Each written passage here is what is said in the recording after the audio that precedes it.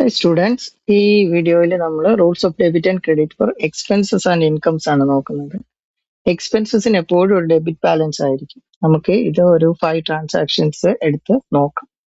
Paid rent for the office, അതായത് office rent ഒരു expense ആണ്. സോ ആ ഹെഡിനെ നമ്മൾ ഡെബിറ്റ് ചെയ്യും.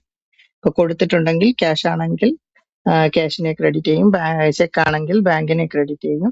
ഇനി കൊടുക്കാനുണ്ടെങ്കിൽ അത് പേബിൾ അക്കൗണ്ടിൽ ഇടും. അതുപോലെ തന്നെ ഇലക്ട്രിസിറ്റി എക്സ്പെൻസസിനെ നമ്മൾ ഡെബിറ്റ് ചെയ്യും.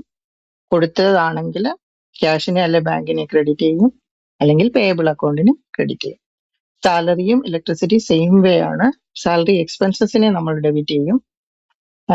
ക്രെഡിറ്റ് പോകുന്നത് ക്യാഷിന് അല്ലെങ്കിൽ ബാങ്കിൽ, അല്ലെങ്കിൽ കൊടുത്തിട്ടില്ല എങ്കിൽ സാലറി പേയബിൾ അക്കൗണ്ടിനായിരിക്കും. Paid delivery charges means same way like salary, delivery ചാർജസിനെ ഡെബിറ്റ് ചെയ്യും, cash or bank credit, otherwise payable account credit.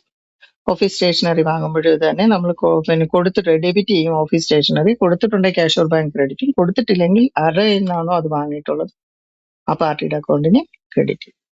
Incomes എന്ന് പറയുമ്പോൾ നമുക്ക് ഇപ്പോൾ ഒരു ട്രേഡിംഗ് ബിസിനസ് ആണെങ്കിൽ നമുക്ക് ഒന്നാമത്തെ കേസ് നോക്കിയാൽ റിസീവ്ഡ് ക്യാഷ് ഫ്രോം കസ്റ്റമേഴ്സ്. നമ്മൾ ട്രേഡ് ചെയ്യുന്നു, സാധനങ്ങൾ വിൽക്കുന്നു. അപ്പൊ നമ്മുടെ ഇൻകം എന്ന് പറഞ്ഞാൽ സെയിൽസ് ആണ്. ആ സെയിൽസിന് നമ്മൾ ക്രെഡിറ്റ് കൊടുക്കും, പൈസ കിട്ടിയതിനെ ഡെബിറ്റ് ചെയ്യും.